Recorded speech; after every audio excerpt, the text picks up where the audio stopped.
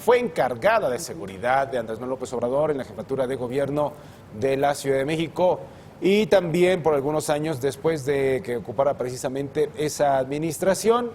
Y Polinia pues ha llevado una carrera política, de lo cual ya nos platicará en su momento.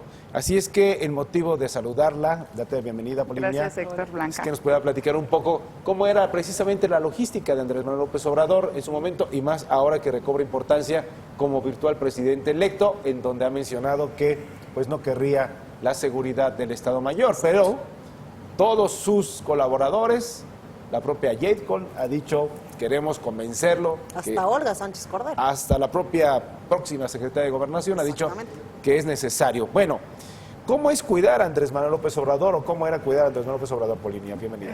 Bueno, muchas gracias, Héctor Blanca. Pues era muy complicado, sobre todo porque era alguien que no quería que lo cuidaras, que no lo cuidaras físicamente. Los tiempos se parecen mucho a los últimos años como jefe de gobierno. Si recuerdan el desafuero, sí, claro. Si recuerdan los videoescándalos que empezaron bueno, Fox decían que era su coordinador de campaña, porque cada acción que hacía el entonces presidente elevaba a la popularidad de Andrés Manuel a los cielos. El jefe de gobierno en popularidad era incluso más que la que tiene hoy como presidente electo, bueno, ya en unos días, de todos los mexicanos. Su popularidad en el Distrito Federal era altísima, impresionante. Entonces sí era muy complicado resguardar el físico de alguien que no quería ni vallas, ni guaruras, así como él lo decía, ni coches especiales, ni caminos especiales, jamás usar la puerta de atrás de algún teatro, de algún edificio, de cualquiera. Él siempre decía, jamás por la puerta de atrás. De hecho, después lo usaba para referirse a Felipe Calderón, que él sí salía por la puerta de atrás. Oye, ¿y en qué momento se les ocurre que si no quería pues un cuerpo especial que lo cuidara, pues poner a las mujeres y llamarles gacelas? ¿En qué momento se les ocurre que eso sería una buena idea para cuidar? Fue idea de él, como la mayoría de las cosas que se hacían en su gobierno y que seguramente se van a hacer ahora.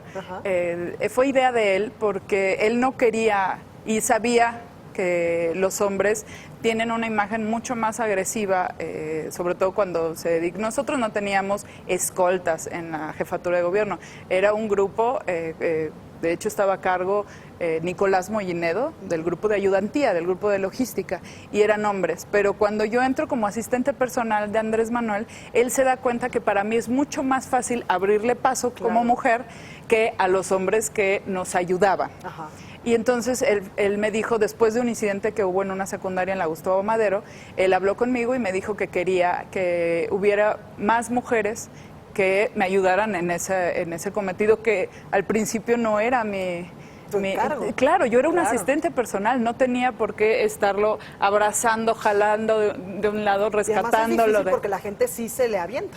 Sí, es que la gente siempre, desde entonces, lo quiere tocar, besar, darle cosas. Fotos, antes no había, afortunadamente, antes no había teléfonos con fotos. Claro. Antes le tomaban las fotos de lejos, pero querían darle de todo, desde comida hasta cartas, regalos o pedirle cosas. Claro. Pedirle cosas. Era el jefe de gobierno.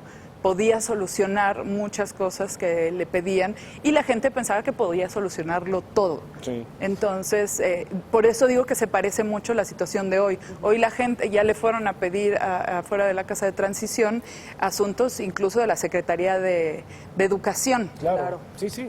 La gente tiene la esperanza de que él pueda solucionarlo todo. Entonces sí se parece mucho a la época después del desafuero, los últimos meses como jefe de gobierno. Polinia, dinos algo. ¿El grupo de gacelas de cuántas mujeres estaba hecho? Y dos, ¿eran policías de origen del cuerpo femenil de la Secretaría de Seguridad Pública? Al principio yo escogí a 5. Pero después, por cuestiones precisamente de cómo nos fuimos adaptando, era algo nuevo para todas, sobre todo porque ellas salieron del Instituto de Formación Policial, entonces comandado por el contador José Luis Pérez Canchola. perteneciente a la PROCU, este instituto que todavía prepara a los policías judiciales. De acuerdo. Eran mujeres preparadas porque a ellas, a diferencia de la Secretaría de Seguridad, les piden que tengan carrera. Entonces, eran mujeres preparadas, la mayoría abogadas, algunas psicólogas, y además tenían un entrenamiento como cualquier policía judicial. Claro. Tomaron un curso antes de estar ya en contacto con el jefe de gobierno, y al principio eran 5, pero ya como nos fuimos adaptando, hicimos parejas, entonces eran 6. Solamente 6 mujeres cuidaban a Andrés Manuel. Y las mismas, no había turnos. Claro. Wow. Okay. Ellas trabajaban de lunes a domingo, como todos los demás. Funcionaba. Exacto. Sí, funcionaba muchísimo porque los hombres era imposible que le dijeran a la gente con permiso, quítense, abran una valla. En cambio, para las mujeres es mucho más fácil. La gente no se siente agredida, ni siquiera con la presencia de una mujer. Y además ellas nunca iban uniformadas, digamos, de negro. Iban de civil. Sabían cuando había un evento, por ejemplo, deportivo, entonces íbamos en playeras, algunas en pants.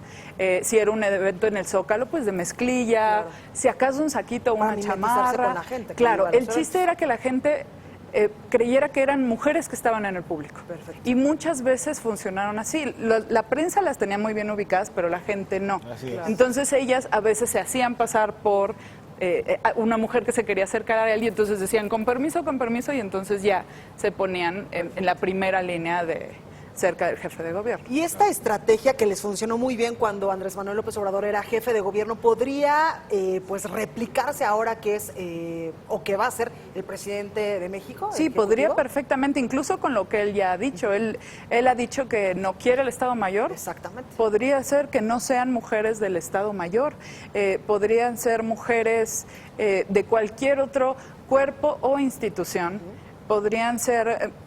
Incluso como teníamos nosotros policías judiciales que no tienen digamos, un físico específico como tal vez lo podrían tener en Estado Mayor. ¿No te han llamado para que les coordines esa estrategia ahora para el presidente de México? No he recibido la llamada. ¿Y no te gustaría? Es una pregunta muy complicada porque a quien tiene que tomar la decisión es él. Claro. O la gente a quien él ponga a su cargo. Pero todos están, cualquier mexicano o mexicana estamos dispuestos a servir al país. La patria es primero. Y si es necesaria la presencia de algún cuerpo de seguridad para el que será el presidente de los mexicanos. Es que hay algo que él, no sé si ya...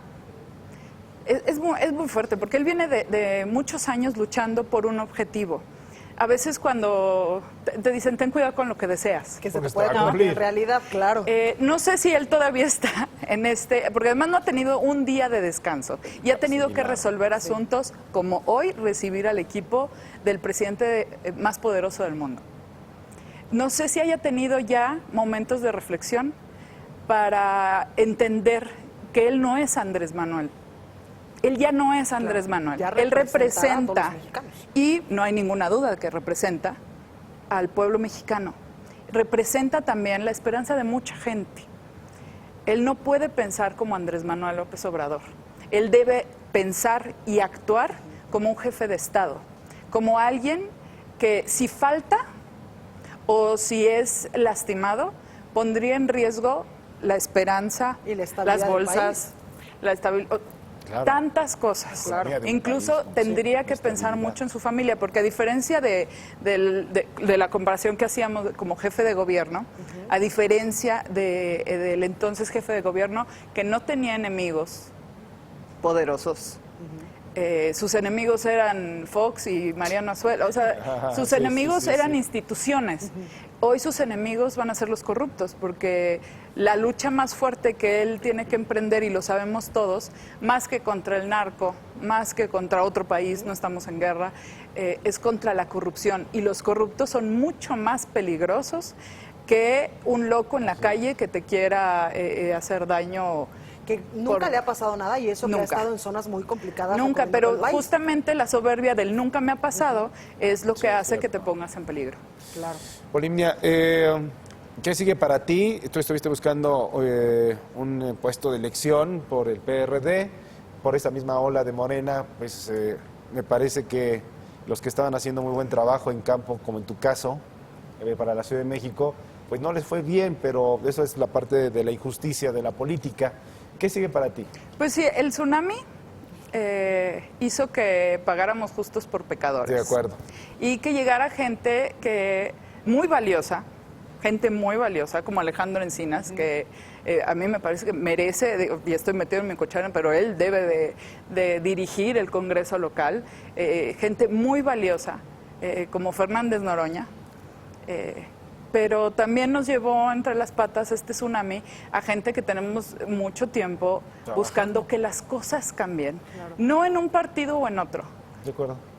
Que las cosas cambien, que las cosas sean distintas, sea con Morena o sea como independiente, quedaron independientes fuera y entraron personas incluso con antecedentes penales o que están recluidas en este momento. ¿Qué voy a hacer yo? Yo no voy a dejar de luchar hasta que las cosas cambien. Cambien en Álvaro Obregón, cambien en la Ciudad de México y cambien en el país. Y vaya que es necesario en la Ciudad de México. Muchísimo. La Ciudad de México estamos hablando todos los días de una ola de violencia terrible. Histórica. Cada vez nos estamos acostumbrando más a los asaltos, al robo a casa habitación, a que falte esto, a que falte... Bueno, ya llamó la atención mucho que una chica fue asesinada, una chica norteamericana, pero eso pasa todos los días en los bares del centro, de la Roma, de la Condesa y de alrededores. Los homicidios.